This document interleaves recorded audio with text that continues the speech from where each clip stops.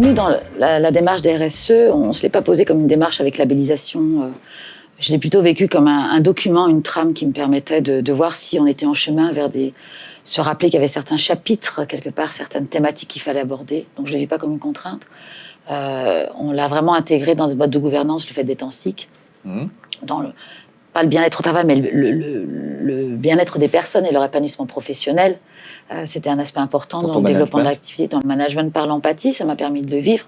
Ça a plutôt été un outil qui m'a conforté dans l'idée que ce que je voulais faire comme projet était en lien avec ce qui se passait dans la société. Et le besoin de lier l'économique, le social, le personnel, l'humain et l'environnement. Ça existe depuis la nuit des temps. Ouais. Je veux dire, prendre soin, je veux dire, il y a des entreprises, il y a des années qui créent des logements pour leurs salariés, pour être proches du bureau, qui ont organisé des choses.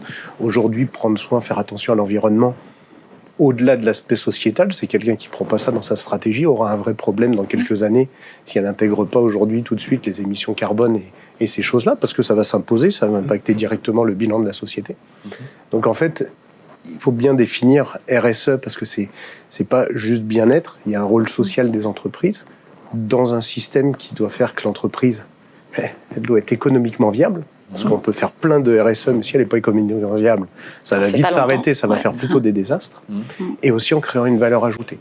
Et une valeur ajoutée, c'est pas forcément que économique, c'est aussi une valeur ajoutée pour les équipes, pour l'environnement, pour le local. Et c'est ça aussi le RSE. En fait, c'est vrai que moi, c'est souvent l'étiquette qu'on va me coller. On fait de l'économie circulaire, on part d'un vieux matelas, on transforme, on a des applications en isolation, dans l'automobile, dans plein de domaines, et on va jusqu'à fabriquer des nouveaux matelas.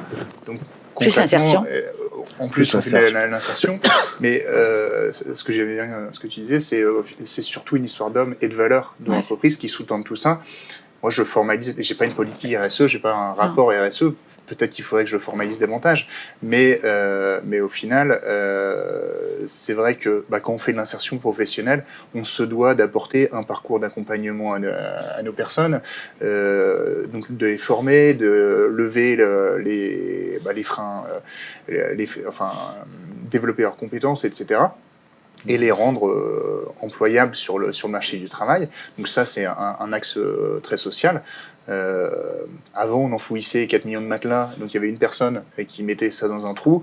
Là, on est 75 chez nous, grâce à l'activité économique qui se développe localement.